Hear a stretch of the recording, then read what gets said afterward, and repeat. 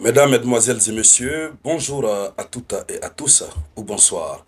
Vous êtes encore une fois les bienvenus ici sur la tribune d'éveil des consciences. À la une de l'actualité internationale, le président américain Donald Trump vient de prendre la décision de retirer son pays, c'est-à-dire les États-Unis d'Amérique, de l'UNESCO. Oui, vous avez entendu, les USA se sont retirés de l'UNESCO. Et vous le savez, depuis lors de son premier mandat, il avait fait retirer l'Amérique de l'UNESCO, je crois que c'était en 2017. Mais quand Joe Biden est arrivé, Joe Biden a annulé cette décision qui avait été prise par Donald Trump. Et donc, son pays a réintégré. Mais cette fois-ci, Donald Trump ne veut pas tergiverser. Il a repris la même décision de faire retirer les États-Unis d'Amérique de l'UNESCO. Cette organisation qui évolue dans le domaine de l'éducation et tout ce qui s'ensuit. Alors, mais la principale raison qui pousse Donald Trump à prendre cette décision, c'est cette raison qui va vous surprendre. Nous allons la dégager tout à l'heure. Voilà, pardonnez-moi. Avant de continuer, je vous demande de partager la vidéoconférence au maximum. Partagez dans tous les groupes. Mettez beaucoup de likes. N'oubliez surtout pas de laisser un avis en commentaire. Alors, l'information est donnée par le Washington Post. L'information est donnée par le Washington Post. Les États-Unis d'Amérique se retirent de l'UNESCO. L'agence est accusée d'être trop clivante. Accusée d'être trop clivante. Cela nous renvoie à quoi? Nous allons voir tout à l'heure. Alors, qu'est-ce qu'il faut dire? Les États-Unis, selon l'information officielle, les États-Unis vont quitter l'Agence des Nations Unies pour la culture et l'éducation, alias UNESCO, parce que le président Donald Trump est dans une logique de continuer de retirer son pays des institutions qu'il critique depuis longtemps. Ce monsieur, il est venu pour se venger. Il a beaucoup de choses sur le cœur, donc il prend les décisions comme bon lui semble. Retrait sur retrait, retrait sur retrait. Mais si la cause, au moins, était une cause juste, justifiée, justifiable, on pouvait comprendre. Mais la cause, la raison dégagée, vous comprendrez avec moi que les Africains doivent ouvrir les yeux. Il faut éviter de continuer à faire confiance aveugle tant aux Occidentaux qu'à leurs institutions. La plupart d'entre nous, nous considérons ces Occidentaux, leurs paroles et leurs actes comme des paroles d'évangile, comme des actes de saints. C'est pourquoi ici sur la tribune d'éveil des consciences, on ne se fatigue jamais de donner l'information, de décrypter pour que l'Afrique comprenne ce qui est en train de se passer. Alors, cette décision est un coup dur pour l'agence qui est basée à Paris. Il faut dire que l'UNESCO est fondée après la Seconde Guerre mondiale pour promouvoir la paix par le biais de la coopération internationale dans le domaine de l'éducation, de la science et de la culture.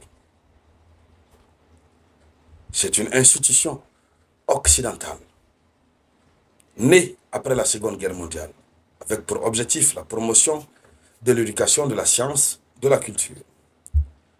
Alors, quelle est la raison qui pousse Donald Trump? Le New York Post, c'est le New York Post, pas le Washington Post, le New York Post cite un responsable de la Maison-Blanche qui évoque une institution trop woke. Moi, je ne sais pas ce que veut dire woke. Voilà, on va vérifier, voir. Voilà. Voici le qualificatif qui est donné, évidemment, à l'institution. L'institution est qualifiée d'être trop woke. Alors, lorsque nous nous référons, d'abord, le mot woke, c'est un mot anglais, mais lorsqu'on se réfère au sens dans lequel Trump est en train d'utiliser l'expression, le mot woke veut dire que l'institution est excessive ou extrême. Elle est décisive ou elle est politisée, ou elle est déconnectée de la réalité, ou alors elle est anti-traditionnelle ou anti-occidentale. Donc, en termes clairs, l'institution n'est pas bonne, n'est pas dans leur idéologie. Mais tout ça repose sur quoi? Israël. Il y a une affaire d'Israël dans cette affaire. Allons-y dans les profondeurs.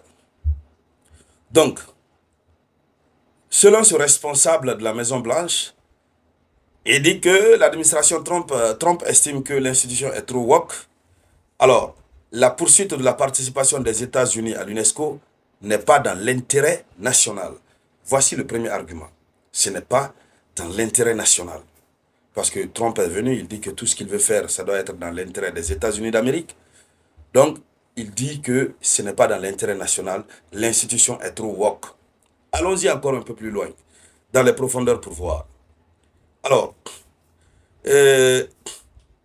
cette déclaration a été faite par le porte-parole du département d'État, Tammy Bruce, qui estime que l'agence l'UNESCO fait preuve de parti pris contre Israël et promeut des causes clivantes. Là, il a dit clairement. Le porte-parole de la Maison-Blanche dit clairement que l'agence, donc l'UNESCO, fait preuve de parti pris contre Israël et promeut des causes clivantes. Donc c'est clair alors. La véritable raison pour laquelle il se retire de l'UNESCO, c'est parce que l'UNESCO fait preuve de parti pris contre Israël. Donc UNESCO, qui reconnaît les erreurs d'Israël, lorsque l'UNESCO prend des positions contre Israël, c'est une mauvaise position. Il faut donc que les États-Unis dans leur ensemble se retirent de l'UNESCO parce que participer à l'UNESCO, ce n'est pas dans l'intérêt national. Or, l'intérêt national américain, c'est de promouvoir la cause d'Israël. Je ne sais pas ce que Netanyahou a donné à Trump, à l'Amérique. Je ne sais pas ce qu'Israël a donné à l'Amérique, mais écoutez, Israël tient tant à cœur, n'est-ce pas, à l'Amérique. Hein? L'Amérique tient beaucoup à Israël. En réalité, c'est la raison principale. C'est la raison principale. Donc, pour un oui, pour un non, on peut se lever, se retirer des institutions aussi importantes comme l'UNESCO, qui évolue dans le domaine de l'éducation. Alors nous, Africains, nous allons faire quoi? Si eux-mêmes se retirent de leur propre institution, parce que l'institution n'agit pas en leur faveur, c'est un conseil pour nous, c'est une leçon pour nous. Il faudrait qu'on regarde la vérité en face, que l'ensemble de ces institutions, lorsque ces institutions agissent de manière à ne pas nous arranger, qu'on les dise merde. C'est pourquoi le Burkina, le Mali, le Niger ont dit bye-bye à beaucoup d'institutions occidentales, mais malheureusement beaucoup sont sortis pour dire non, ils sont en train de se tromper, etc. etc. On n'a pas besoin d'avoir la fortune que dispose l'Amérique pour clamer sa souveraineté et mettre en œuvre sa souveraineté. Donc bref,